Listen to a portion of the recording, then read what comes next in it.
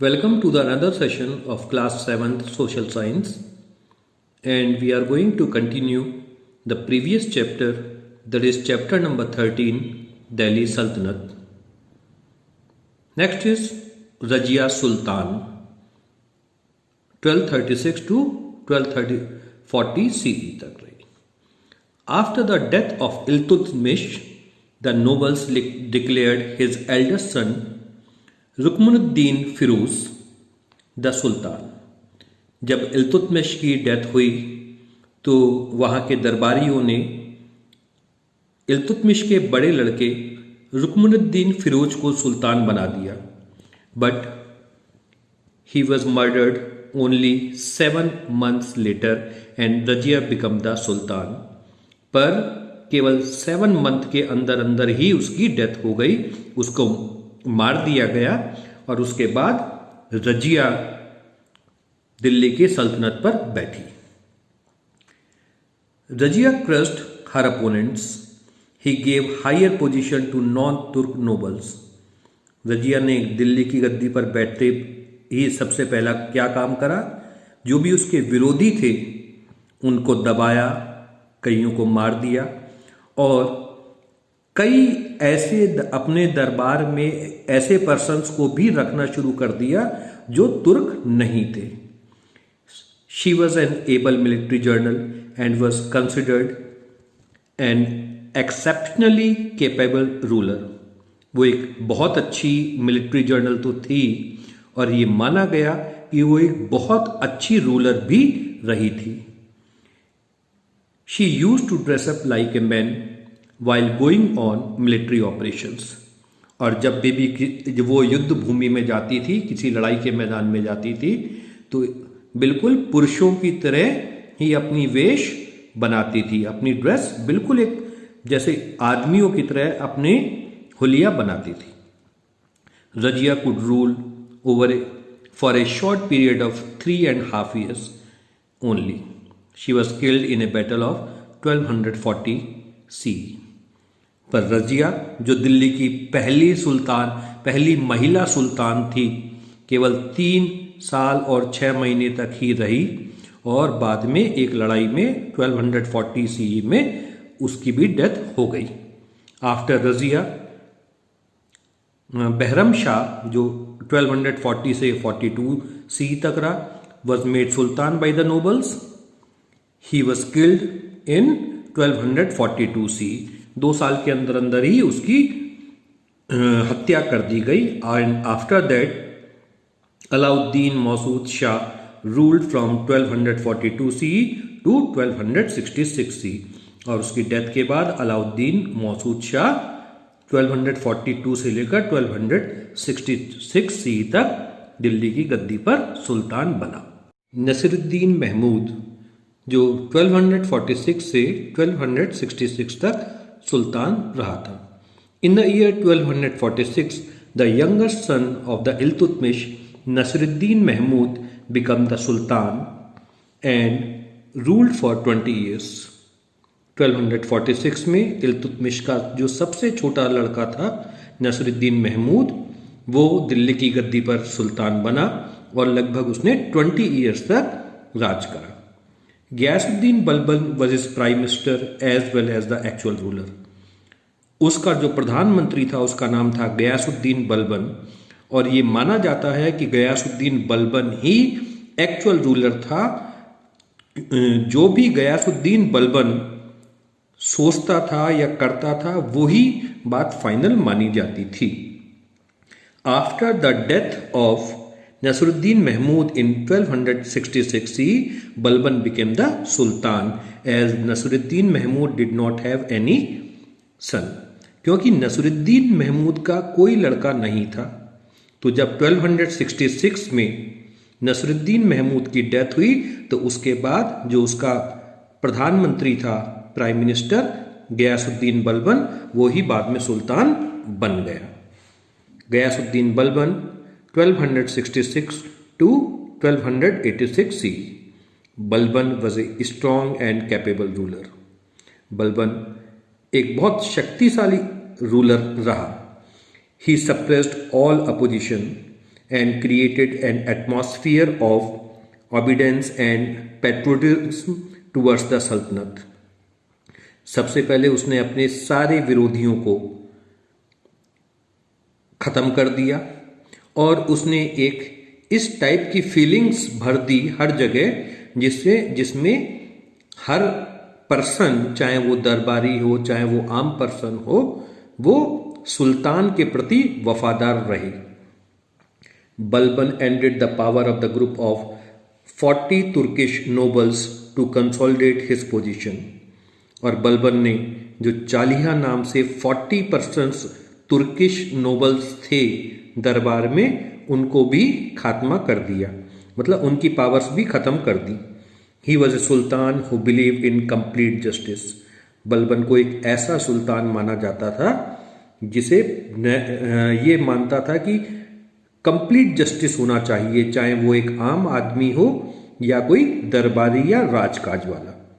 He did not spare any wrongdoer, whether a common man or a noble.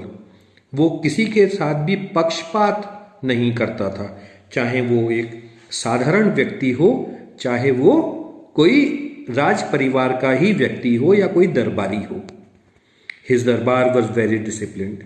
Nobody could talk or laugh without his permission, or else faced punishment.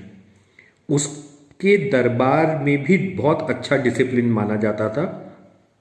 कोई भी उसकी बिना आज्ञा के ना बात कर सकता था दरबार के अंदर, ना ही हंस सकता था, और यदि किसी ने ऐसा किया तो उसको पनिशमेंट मिलती थी। He enhance his prestige and power of the sultan. He safeguard his frontiers by constructing many forts and posting his best guards there. और उसने जो अपने राज्य की सीमा थी वहाँ पर कई सारे किले लगाए, और जो उसके अच्छे सैनिक थे, बहादुर सैनिक थे, वीर सैनिक थे, उनकी पोस्टिंग वहाँ पर कर दी। इससे क्या हुआ कि जो दिल्ली का सुल्तान था या दिल्ली पर आक्रमण करने की कोई दूसरा सोचता था तो वो नहीं सोच पाता था। Balban died in 1286। जब 1286 में उस बलबन की डेथ हो गई, and after his death a situation of confusion prevailed for some time. और काफ़ी समय तक ये रहा कि अब दिल्ली के सुल्तान कौन बनेगा। इन 1290 सी Jalaluddin overthrew the weak and incapable successor of Balban and captured the throne। और 1290 में क्योंकि बलबन के जो उत्तराधिकारी थे, सक्सेसर थे, वो कैपेबल नहीं थे, तो गयासुद्दीन खिलजी ने उसके जो सक्सेसर्स थे, उत्तराधिकारी थे, उनको मारकर और दिल्ली की सल्तनत पे अपना कब्जा कर लिया। अब हम पढ़ेंगे खिलजीस के बारे में, जिन्होंने 1290 से लेकर 1320 तक दिल्ली की गद्दी पर राज करा। इसमें सबसे पहले आए थे जलालुद्दीन खिलजी, जो 1290 से 1296 तक रहे। Jalaluddin Khilji, he captured the throne at the age of 70 by murdering the last two successors of Balban. Jalaluddin Khilji ने 70 ईयर्स की एज में बलबन के सक्सेसर्स को मारकर, आखिरी दो सक्सेसर्स को मारकर दिल्ली की गद्दी पर कब्जा कर लिया। He founded the Khilji dynasty in 1290 C, और यहीं से खिलजी वंश की शुरुआत हुई। He was assisted by his nephew Alauddin in his military expeditions. और उसके साथ कौन था? उसका भतीजा था जिसका नाम था Alauddin. Alauddin was a very ambitious person.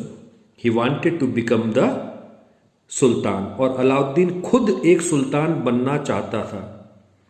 He treacherously murdered his uncle who was coming back after defeating the ruler of Devgiri.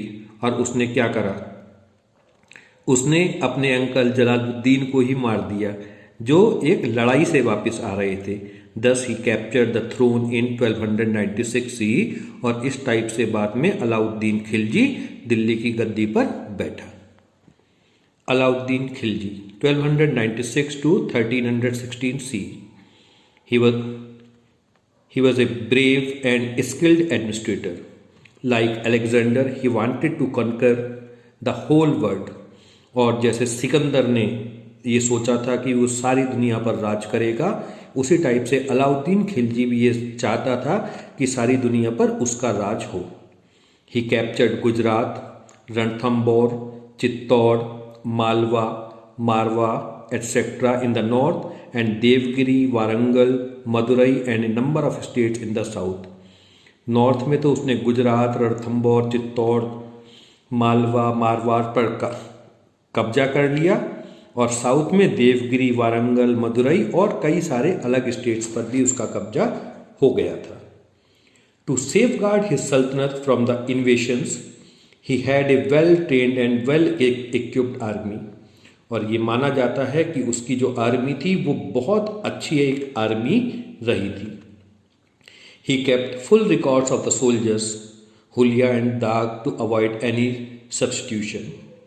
उसके आर्मी के जितने भी सैनिक थे उन सब का रिकॉर्ड उसके पास रहता था।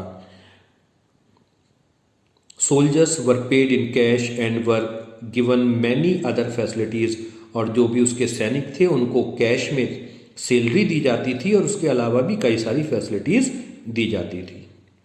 Alauddin did not allow the nobles or the people to amass money, so he taxed them heavily. He banned the sale and consumption of wine. उसने अपने राज्य में शराब खरीदना, बेचना और पीने इस पर पाबंदी लगा दी। He organized an effective and efficient system of control revolts against him. He was first Muslim ruler who did not tolerate the interference of religious leaders like ulemas and mullahs in his administration. और अलाउद्दीन खिलजी को वो ऐसा पहला मुस्लिम ruler माना जाता था जो अपने राजकाज में मुस्लिम उम्माज या मुल्लाज को इग्नोर करता था। Alauddin is famous for his economic reforms. Alauddin Khilji का सबसे बड़ा काम जो आज तक याद किया जाता है कि वो फर्स्ट ऐसा रूलर था जो इकोनॉमिक रिफॉर्म्स लाया था। He fixed the maximum retail price of the goods of daily use. उसने क्या किया कि जो भी डेली यूज की आइटम्स हैं उसका मैक्सिमम प्राइस को फिक्स कर दिया कि कोई भी सेलर इस चीज को इस रेट से ज्यादा नहीं बेच सकता।